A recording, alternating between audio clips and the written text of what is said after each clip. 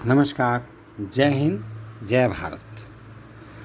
हमारी भारतीय संस्कृति, हमारी सनातन धर्म की रीति रिवाज, परंपराएं और हिंदू धर्म के अनेक देवी देवताओं को आराधना प्रस्तुत करते हुए, उनकी भक्ति करते हुए और पूजा करते हुए आज मैं आपके समक्ष भगवान श्री कृष्ण लीलाओं के अंतर्गत श्री खाटू श्याम जी के संबंध में एक संदर्भ बताना चाहता हूँ, एक ऐसा इवेंट बताना चाहता हूँ, एक ऐसी स्थिति बताना चाहता हूँ कि जब भगवान श्री कृष्ण ने श्री खाटू श्याम जी से कुछ मांगा और क्या मांगा उसके संबंध में मैं आपको बताना चाहता हूँ।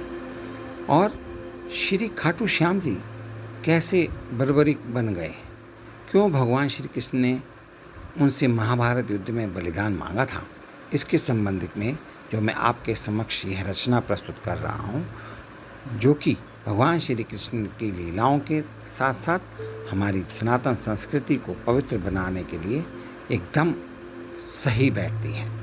महाभारत के बहुत से ऐसे किरदार हैं जिनकी कलयुग में भगवान के रूप में पूजा होती है।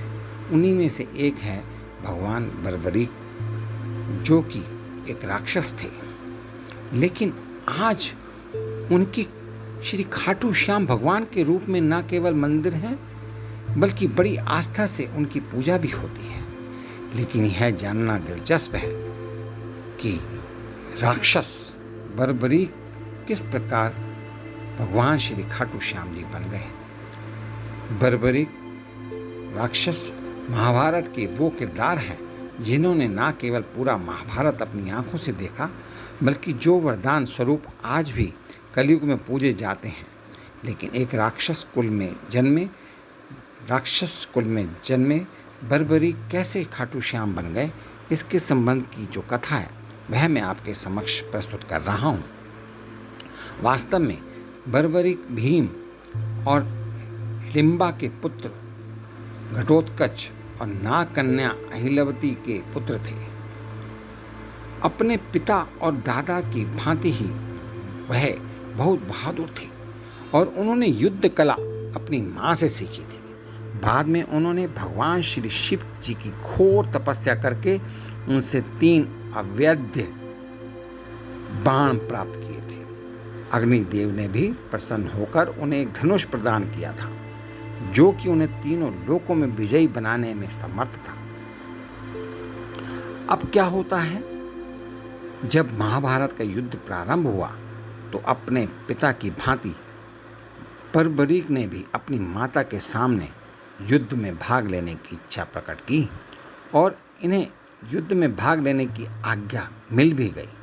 लेकिन साथ में उनकी माता ने यह वचन भी लिया कि तुम युद्ध में हारने वाले पक्ष का साथ निभाओगे। जब बर्बरीक युद्ध में भाग लेने पहुंचे तो भगवान श्री कृष्ण ने बर्बरीक से सिर दान में मांग लिया और उन्हें यह समझाया कि युद्ध आरंभ होने से पहले युद्ध भूमि की पूजा के लिए एक वीर क्षत्रिय के शीश के दान की आवश्यकता होती है। बर्बरीक भले ही राक्षस कुल के थे, लेकिन साथ में वो पांडव कुल के पौत्र भी थे।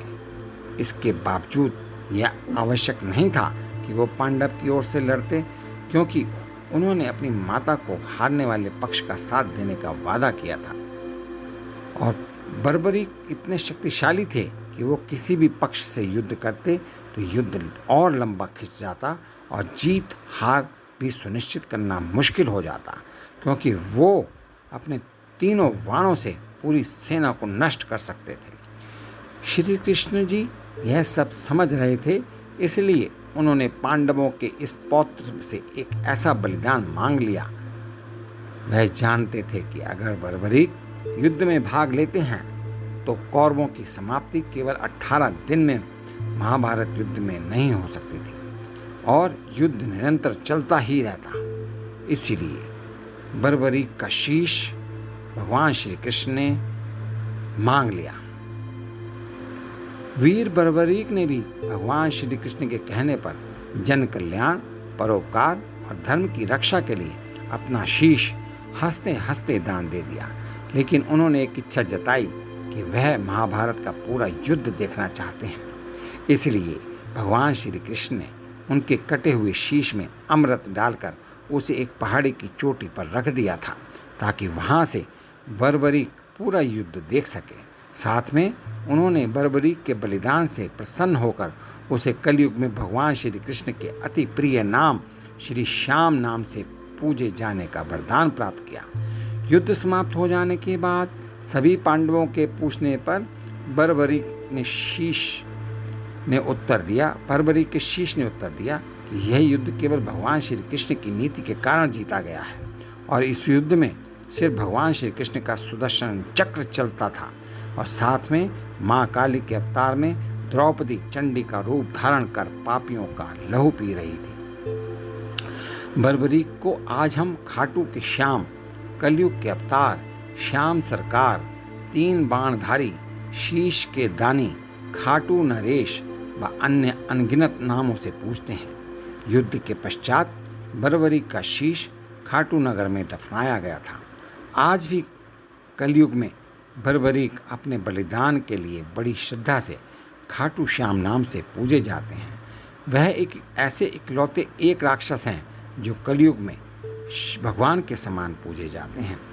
इस प्रकार से हमारी भारतीय संस्कृति में अनेक कथाएं प्रचलित हैं। परंतु क्या आपको मालूम था कि खाटू श्याम भगवान जी पहले राक्षस थे? अगर नहीं मालूम था तो आज आप इस कथा से आप अवगत हो गए कि श्री भगवान खाटू श्याम जी बर्बरीक नाम के राक्षस थे, और उनके पास अपार शक्ति और 3 ऐसे बाण उन्होंने वरदान में प्राप्त किए थे जो कि पूरे समूल युद्ध को अंत तक चलने दे सकते थे, और उस युद्ध का निर्णय भी होना मुश्किल था, असंभव था। इस प्रकार से भगवान श्री कृष्ण ने उनका शीश मांगकर और उन्हें भगवान खाटू श्याम की उपाधि दे दी। इस प्रकार आज आपने भगवान श्री खाटू श्याम जी की कथा को सुना। आप सभी को भगवान श्री खाटू श्याम और भगवान श्री कृष्ण का आशीर्वाद मिलता रहे। यदि आपको मेरी यह रचना पसंद आई हो तो मैं आपसे प्रार्थना करता हूँ कि आप मेरे इस चैनल को सब्सक्राइब कीजिए, और श्री चंदा कुमारी को मैं धन्यवाद देता हूँ कि वो इस प्रकार के रचनाएं हमारे समक्ष लाती हैं, और हम आपके समक्ष इन रचनाओं को प्रस्तुत करते हैं। इनका श्रवण करके आपको सनातन धर्म की संस्कृति का ज्ञान होता है। आप सभी परिवारजनों के लिए हार्दिक शुभकामनाएं, मंगल कामनाएं। आप सभी का बहुत बहुत धन्यवाद।